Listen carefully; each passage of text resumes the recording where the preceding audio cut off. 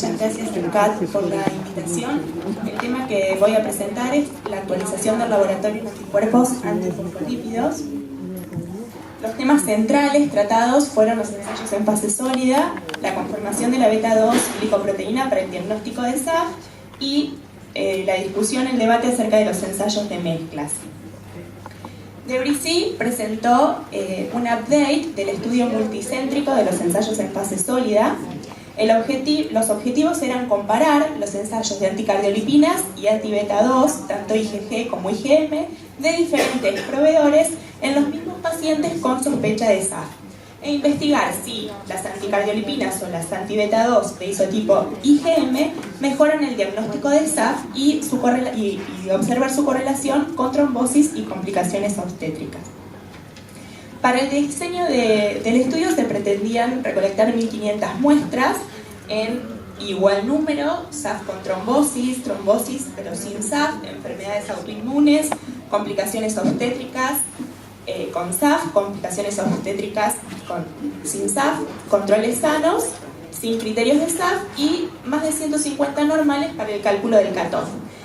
Se intenta evaluar la correlación de los resultados versus los síntomas clínicos, y este estudio comenzó en julio de 2015 en Toronto.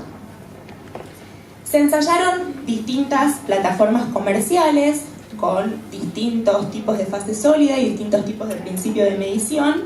Estos fueron los centros participantes y con respecto a las muestras se contó con información detallada de la clínica, de los anticuerpos antifosfolípidos, de la clasificación en grupos con información local.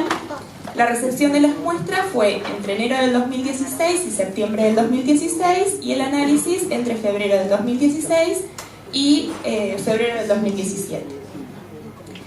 El ensayo se realizó con un operador único, los 4 métodos en paralelo, en corridas de 40 muestras, y se analizaron por simplificado en los sistemas automatizados y por duplicado en los ELISAs. Finalmente se pudieron recolectar 1.168 muestras, 259 pertenecieron al grupo de SAF trombosis y 122 a SAF con complicaciones obstétricas, el resto son como los controles. Y los primeros resultados muestran cómo fue la concordancia entre las plataformas. Y en general se observó una concordancia buena o muy buena para anti-beta-2 de isotipo IgG e IgM y para anticardios de isotipo IgG. Mientras que para anticardios de isotipo IgM la concordancia fue moderada, salvo para los pares Acustar-Innova y Acustar-Bioplex, que mostraron buena concordancia. Con respecto a los títulos, también, en general, anticardios de isotipo IgG y antibeta, tanto IgG como IgM, mostraron buena correlación entre los métodos, mientras que anticardio IgM mostró una correlación moderada o muy buena para este par entre los métodos. Se preguntaron cuántas muestras positivas para los dos isotipos podían ser detectadas utilizando un solo ensayo antifosfolípido, y se observó que para varias plataformas podía ser suficiente medir un solo tipo de anticardio o antibeta. Este gráfico muestra cómo las barras para un mismo isotipo son claramente diferentes en las distintas plataformas. También se observó que la triple positividad varía según las plataformas utilizadas. Se evaluó también la asociación clínica con trombosis y complicaciones obstétricas, y como para citar un ejemplo, por ejemplo, en el caso de Innova se observó mayor asociación con trombosis, en Acustar mayor asociación con complicaciones obstétricas. También la asociación con anticardiolipinas y anti-beta-2, de los dos isotipos es variable según la plataforma. La detección de antifosfolípidos en fase sólida es especialmente útil para la estratificación de riesgo en individuos con inhibidor lúpico positivo. Y las conclusiones a las que se llegaron fue que el diagnóstico de SAF para un paciente individual depende fuertemente de la plataforma usada, que para algunas plataformas la detección ya sea de anticardios o de antibeta, tanto IgG como IgM, es suficiente para la detección de SAF, que la triple positividad es dependiente de la plataforma utilizada y que la detección de antifosfolípidos en fase sólida es útil para la estratificación de riesgo. Las acciones futuras son evaluar el rol de la IgM, evaluar los antifosfolípidos de no criterio como el antidominio 1, los anticuerpos IgA, antiprotrombina y fosfatidilcerina, y optimizar el ensayo de generación de trombina. Debrisi también presentó los cutoff para los ensayos de fase sólida. Estas son las recomendaciones del subcomité, que es calcular siempre, determinar el valor de cutoff in-house utilizando el percentilo 99, no utilizar nunca los cutoff determinados en otro lugar, verificar el cutoff establecido por el fabricante y validar el cutoff a través del enfoque clínico en la población local. Los primeros datos del estudio multicéntrico se analizaron con el cutoff del fabricante hasta que se pudo calcular el cutoff in-house. Este trabajo, que fue presentado por el grupo de Debrisi también, muestra cómo influye el método estadístico que se utiliza para el cálculo del cutoff en la clasificación del síndrome antifosfolipídico. Se realizó también un cuestionario acerca del cálculo del cutoff para anticuerpos antifosfolípidos en ensayos de fase sólida. Entre finales de febrero y principios de mayo del 2017 participaron los miembros del subcomité y los participantes del programa Lupus del control de calidad externo. Pertenecían a laboratorios de hospitales universitarios, de hospitales privados y otros, y los parámetros determinados fueron anticardiolipinas y antibeta-2, tanto IgG como IgM, pero solo se obtuvieron 139 respuestas. Los resultados del cuestionario mostró que un 41,1% calculaba el valor del cutoff in-house, un 58,4% utilizando métodos no paramétricos, con un elevado porcentaje utiliza el percentilo 99, y del grupo que no calcula el valor del cutoff in-house, un 75,7% utiliza el valor de cutoff del fabricante, pero solo el 38,2% lo verifica. Y solo un 31,6% valida el cutoff en la población local.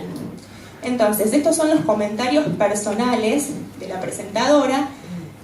La posibilidad de calcular valores de cutoff para niños y para complicaciones obstétricas, la necesidad de contar con estándares internacionales, que es demasiado bajo el corte en el percentil 99, que existe una zona gris, la posibilidad de utilizar rangos en lugar de cutoff y la necesidad de uniformidad en el cálculo de los valores de cutoff.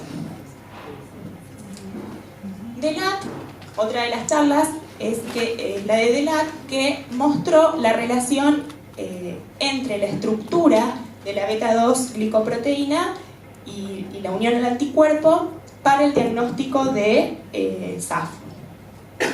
Bueno, lo que sabemos es que la beta-2 glicoproteína es el target más importante para los autoanticuerpos, que los anti-beta-2 glicoproteína están asociados con riesgo aumentado de manifestaciones clínicas, pero sin embargo no todos los portadores desarrollan las manifestaciones. Y se muestra que la beta-2 glicoproteína está formada por 326 aminoácidos, que el dominio 5 es el que está cargado positivamente y que permite la unión a fosfolípidos y que se puede presentar en diferentes conformaciones. La conformación nativa, que es la forma circular o la forma DS, y cuando interactúa con fosfolípidos se presenta en la conformación abierta o activada.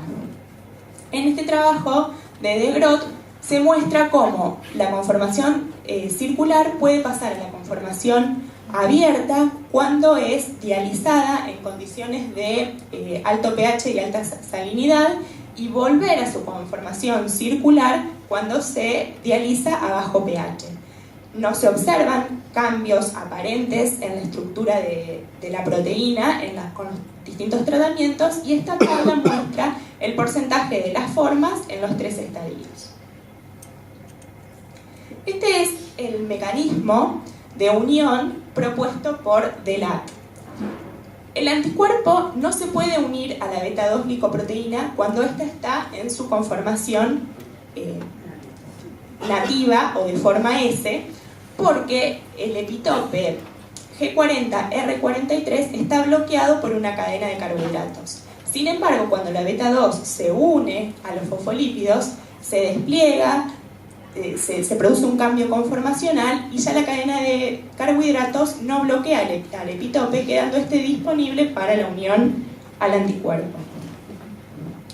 Mediante la tecnología de expresión en fagos, se pudieron aislar 2 anticuerpos monoclonales derivados de pacientes con SAF.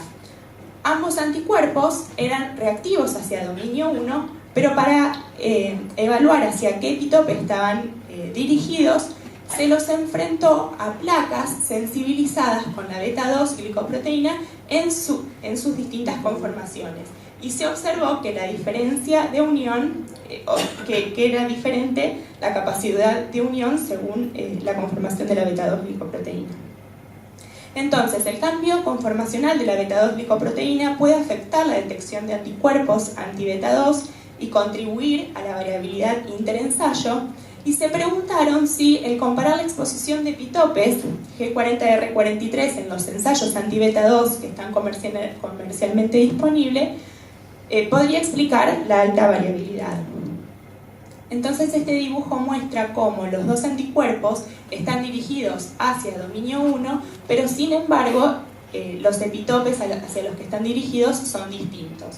El P26 se puede unir a la beta-2 tanto en su conformación nativa como abierta, mientras que el P1-117 solo se puede unir a la beta-2 cuando está en su conformación abierta.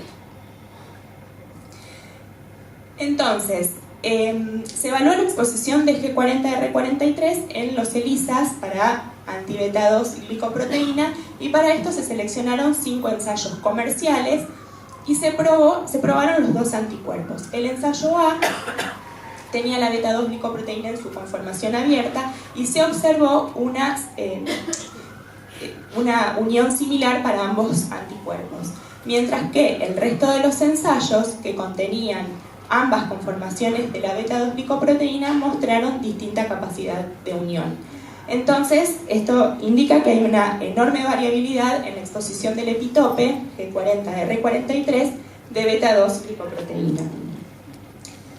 Se evaluó también el impacto diagnóstico y se vio que el ensayo A correlacionaba perfectamente con la positividad de dominio 1 y que en el ensayo B las muestras que eran débilmente positivas eran falsamente asignadas como negativas, llevando un SAF subdiagnosticado. Entonces, la alta variabilidad en la exposición del epitope G40-R43 influye en el diagnóstico de SAF. Como conclusiones, es que hay muchos anticuerpos, que la beta-2 glicoproteína puede adoptar distintas conformaciones, que el dominio 1 de la beta-2 glicoproteína es crítico, cuando se expone puede unir antifosfolípidos. Se encontró que los dominios 1 y 3 son extremadamente flexibles y que la conformación de la beta-2 glicoproteína condiciona la unión de anticuerpos en los ensayos diagnósticos.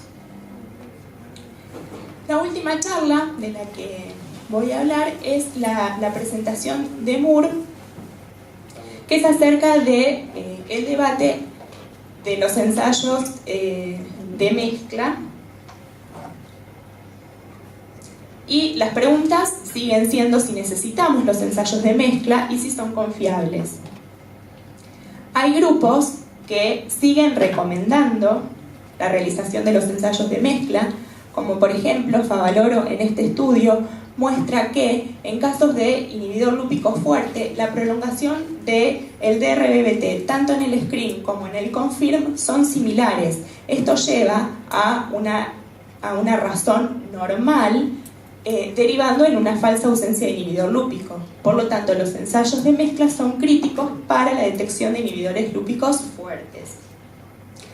En este estudio de Brissi y de Delat separan a los pacientes según la prueba corrija o no con el confirmatorio y analizan los resultados según las 3 estrategias. Y lo que concluyen es que el riesgo de hacer solo el screen confirme en pacientes donde puede haber coexistencia de déficit más inhibidor lúpico u otro inhibidor es la posibilidad de tener falsos positivos. Y el riesgo se minimiza realizando las pruebas de screening y confirmatorias sobre la mezcla. Entonces, ¿cuándo se pueden omitir los ensayos de mezcla? Cuando la prueba de screening es prolongada, cuando la prueba confirmatoria es positiva con un porcentaje de neutralización mayor al nivel del cutoff y valores dentro del intervalo de referencia, y cuando no haya evidencia de otras causas de prolongación de las pruebas de coagulación. Puede suceder que tengamos una prueba confirmatoria positiva con un porcentaje de neutralización mayor al valor del cutoff, con un valor fuera del intervalo de referencia, y esto puede deberse a un inhibidor lúpico potente que dé tiempos muy prolongados de las pruebas, o a otra anormalidad sola o asociada a inhibidor lúpico. También se pueden tener estos otros escenarios: una prueba confirmatoria negativa con un porcentaje de neutralización menor al valor del cutoff, con niveles fuera del intervalo de referencia que corrijan en las pruebas de mezcla, y esto se debe a deficiencia de factores, de uno o de varios, ¿no? Pero también puede suceder tener una prueba confirmatoria negativa con un porcentaje de neutralización menor al valor del cutoff, fuera del intervalo de referencia, y que no haya corrección de la mezcla y que no haya neutralización en la mezcla. Y esto puede deberse a un inhibidor no dependiente de fosfolípidos.